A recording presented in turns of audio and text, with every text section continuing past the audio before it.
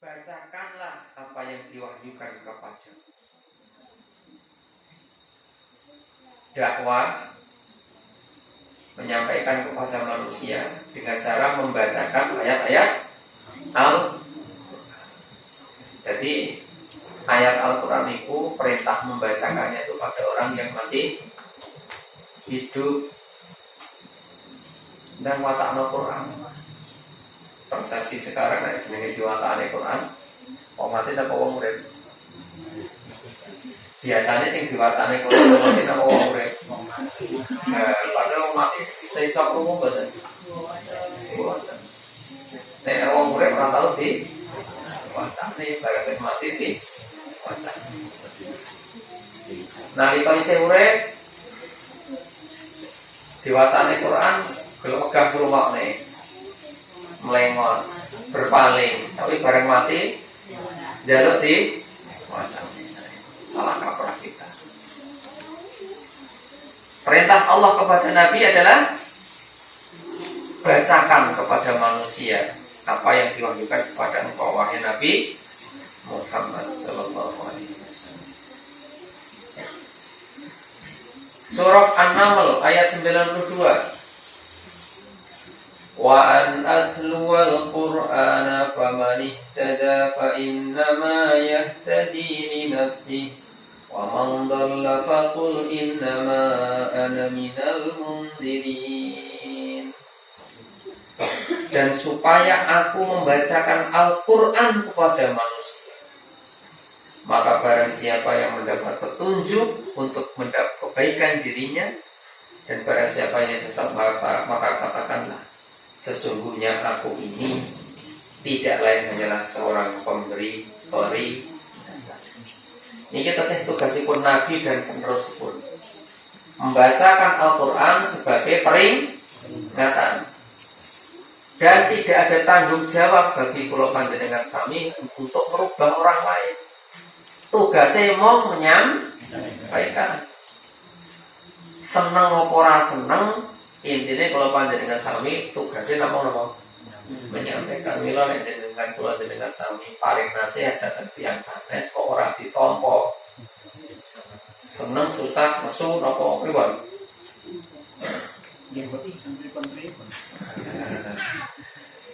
Ngertos enten tanggane saya umpama ada saudara atau tetangga atau orang lain sing senengane ngrasani umpama gitu.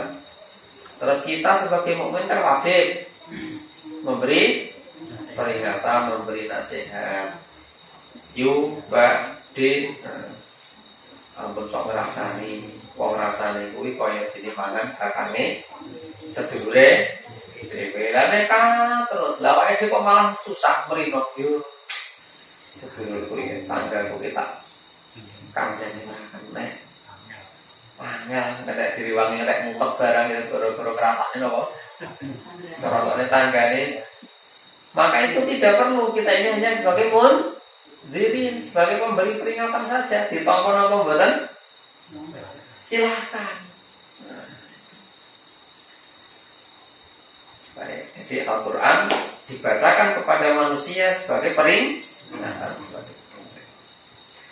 Dalam surat Al-Alaq ayat yang pertama sudah jelas. Iqra, bacalah bismi rabbikal ladzi khalaq, dengan menyebut nama Tuhanmu yang mencipta.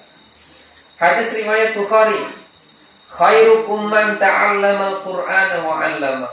Sebaik-baik kalian adalah orang yang belajar Al-Quran dan mengajarkannya. Mengajarkan berarti juga membaca. Dan Masya Allah, ini hadis qudsi, hadis riwayat At-Tirmidzi ini perlu jadi renungan untuk panjenengan sami. Man syaghalahul Qur'anu an dzikri wa mas'alati a'taituhu afdhala ma u'tis sa'ilin wa fadlu kalamillahi ala sa'iril kalami ka fadlillahi ala khalqi. Siapa saja yang disibukkan oleh Al-Quran, berarti repot apa jenenge? Membaca Al-Quran dalam rangka berzikir kepadaku,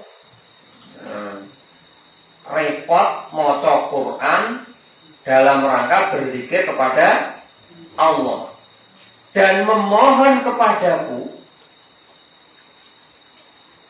niscaya aku akan berikan sesuatu yang lebih utama dari apa yang telah aku berikan kepada orang-orang yang mukmin.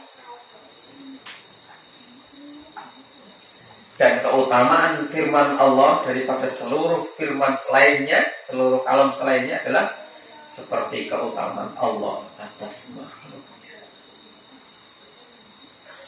Sing repot saben dinane ngurusi napa? Al-Quran, maca Quran, ngapalne. Ini repot banget ini. Dilampahi. Kemudian dia berdoa kepada Allah, Allah akan berikan sesuatu yang lebih utama tinimbang penjaluke liya-liyane manungsa sing boten repot dengan Al-Quran. Dan keutamaan berzikir dengan membaca Al-Quran ini adalah seperti keutamaannya Allah dibandingkan dengan makhluk. Mulai bulan Ramadan kalau ini, yang bulan Ramadan kalau ini, di sini nopo puasa, sholat, membaca Al-Quran. Dan terakhir hadis riwayat Muslim, tidaklah suatu kaum berkumpul di rumah-rumah Allah, yakni masjid, mereka membaca Al-Quran dan memahaminya, melainkan akan turun kepada mereka sakinah, ketenangan, warahmah, dan rahmat Allah, serta dinaungi oleh para malaikat dan disebut-sebut Allah di hadapan para malaikat. Jadi keutamaan wong maca Quran, wong nyinaos Quran, ngaji Quran itu Masya Allah luar biasa. Luar biasa. Dan itu hanya diberikan kepada orang yang beriman. Mula ampun salah penerapan. Pengajian ora usah ngenteni nek sing wis mati. Justru ngaji kuwi nggo sangune mati.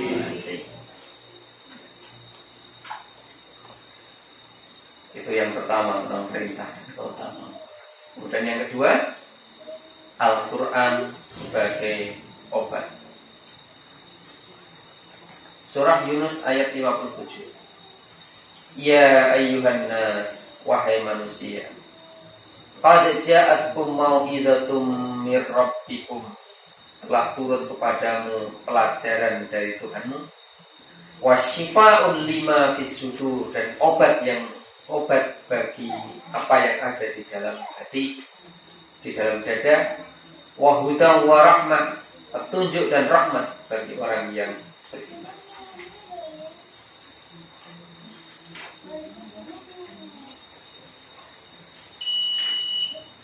Asy-syifa'u lima fis sudur, obat bagi yang ada di dalam dada. Apa itu obat yang ada di dalam dada?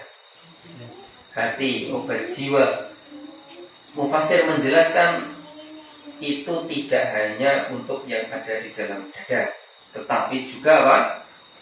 Obat yang ada di luar dada, obat fisik. Saya lanjutkan yang ketiga, hubunganipun Al-Quran kalian kesembuhan.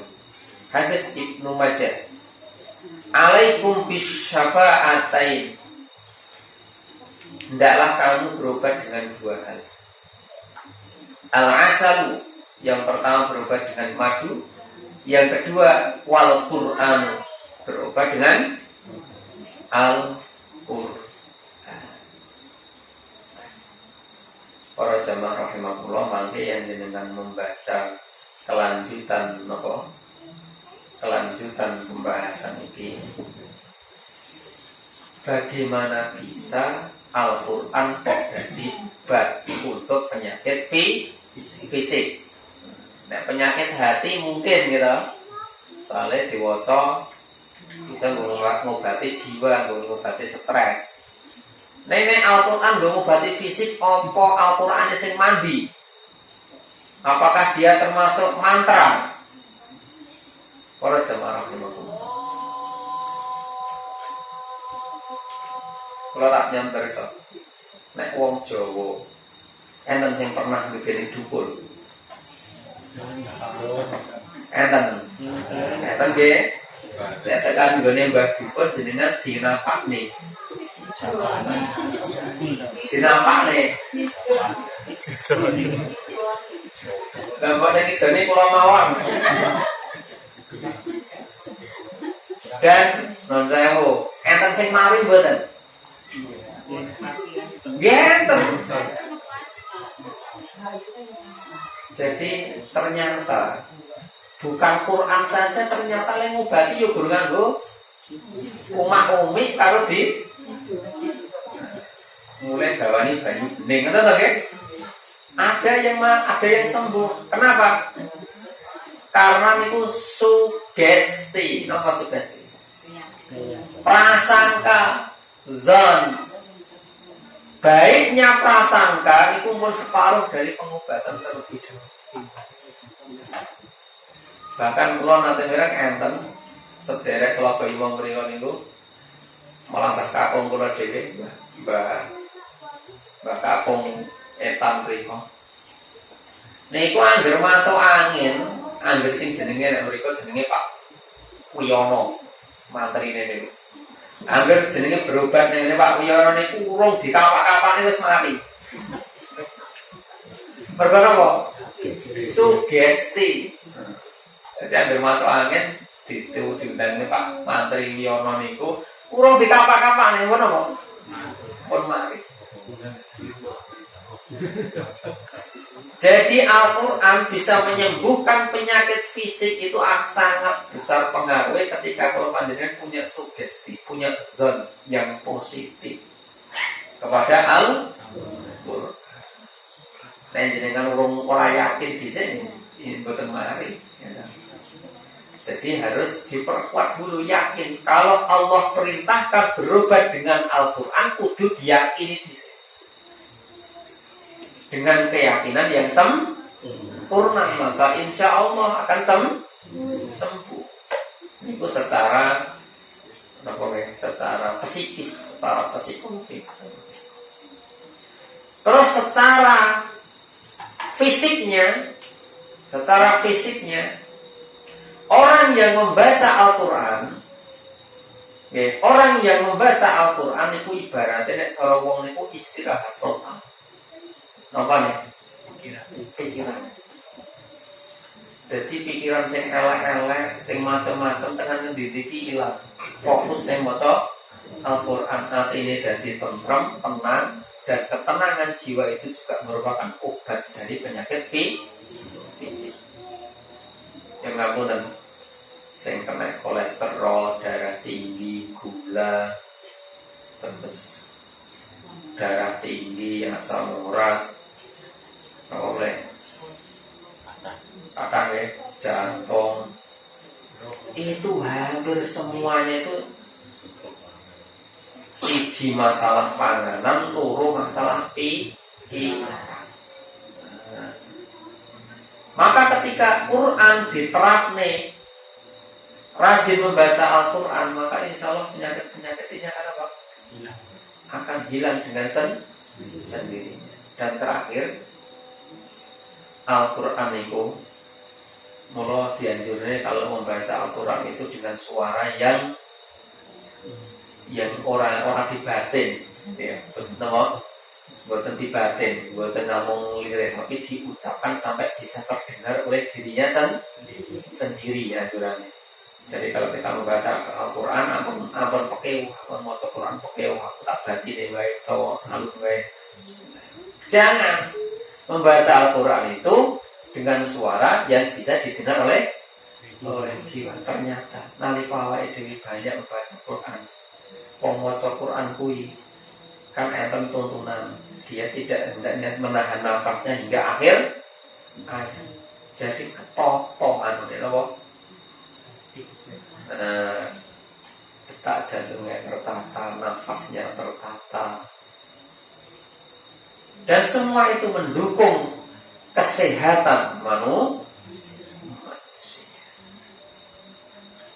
Insya Allah. Ini kesimpulan utawi ringkesan dari apa yang disampaikan di pembahasan ini. Maka para ikhwan semua, Masya Allah, mumpung kita seh napa terus ulang sawal. Kalau yakin sisa-sisa Ramadan saya enten nggih. Saya enten nggih. Isih kelingan rasane Ramadan wingi dan itu monggo dipun ceki. Salah satunya adalah dengan mempertahankan tilawah kita, mempertahankan kebiasaan kita membaca Al-Qur'an. Sing nalika Ramadan wingi saged sedina sak juz ya dipertahankan 1 juz. Kalau yang Ramadan kemarin lagi membaca Iqra misalkan sedina 3 halaman ya dipertahankan 3 halaman. Dan ada beberapa waktu yang sangat dianjurkan untuk banyak membaca Al-Qur'an. Dan termasuk waktu yang istimewa ijabah. Kapan itu? Satu, ketika sholat. Maksudnya sholat sunnah. Ketika sholat sunnah banyak membaca Al-Quran. Lah dereng apa itu Pak? Boleh kalau dalam sholat sunnah Pak membaca Quran dengan memegang apa? Mushaf. Dalam sholat sunnah, dalam sholat malam boleh. Jadi sholat malam kan yang urung ngapal pengen motor sing dawa sholat dengan apa? Memegang mushaf. Itu dilakukan oleh para maula Rasulullah Shallallahu Alaihi Wasallam ketika mengimami sebagian muslimat. Nah, sebagian muslimat diimami oleh maula bantu Rasulullah Shallallahu Alaihi Wasallam. Karena hafalannya sedikit, mereka mengimaminya dengan apa? Membaca mushaf. Nah terus sedekahnya pripun Pak? Lah nek salate nyekel mushaf mboten sedekah mboten. Jadi bersedekah itu hukumnya sunnah, bukan wajibnya sholat. Jadi seandainya tidak pakai sedekah pun sholatnya tetap apa? Terus di waktu malam, nah, di luar sholat. Nah ini. Dan yang ketiga, setelah sholat subuh sambil menunggu terbitnya matahari. Nah itulah 3 waktu yang sangat utama untuk membaca Wallahu a'lam bishawab. Membawa sarang-sarang kita berusaha sesuai dengan kadar kemampuan kita masing-masing. Alhamdulillah. Kita cekap semata. Assalamualaikum warahmatullahi wabarakatuh.